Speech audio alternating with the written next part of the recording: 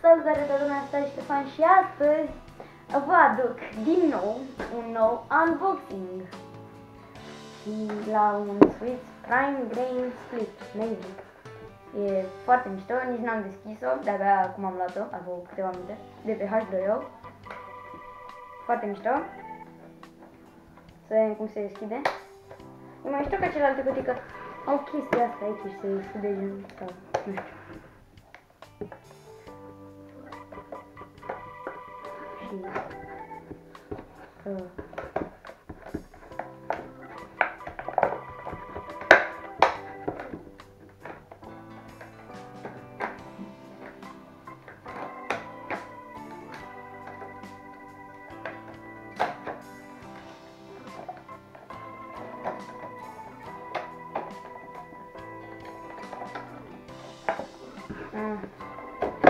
Vreau să fac așa și așa.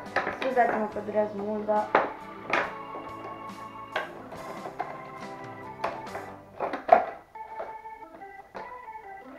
și uitați cum prima părere este că e mult mai mare, iar aici handle-ul este foarte gen pronunțiat și ringul la fel, foarte pronunțiat. Și ringurile de pe cupă sunt foarte pronunțiate. Cupele sunt foarte mari, adică din cupa mică de la un train, eu zic cupa mare de la o chemare obișnuită. Iar bila e lucioasă, dar are prea mult grip, adică așa simt că e foarte... Mamă, cât de bine stă. Și ruler de la și ok. Da, e foarte mișto și este un pic mai mare decât la obișnuită. Da. Și să vedem ce mai avem în cutie. Avem această chestie, care este în română, ca și la orice ghineamă care o cumpăr din România, primești ceva în română. Și mai avem și pachetelul ăsta cu acest sticker foarte micuț cu Switch în namas, dar micuț, dar drăguț. Asta de rezervă cu chestiuță ca să o bagi prin. Și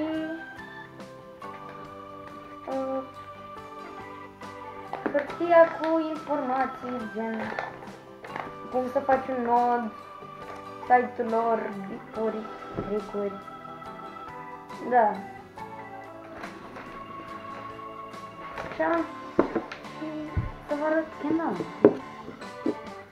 Îmi place foarte tare culoarea și că albastru și galben sunt două culori foarte diferite și când dai tricuri gen down spike-uri și tricuri în care trebuie să vezi gaura, o vezi foarte bine.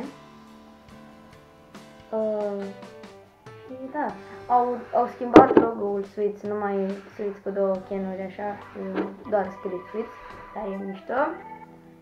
Și mi se pare foarte frumoasă. Hai să facem câteva tricuri.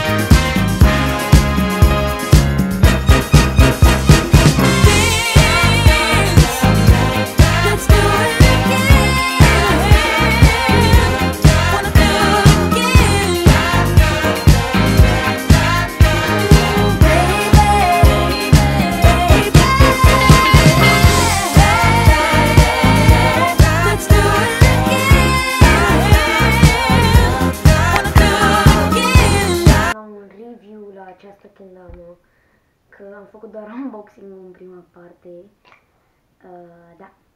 Și primul lucru care vreau să zic este că chiar te ajută aceste ringuri și handle-uri foarte pronunțate, pentru că eu, până să-mi iau această ghinamă, nu dădusem și nu prea încercasem handle-uri. Iar acum am văzut că îmi cam ies. Bine, nu le-am păsat în videoclip, dar asta e. Ce vreau să zic?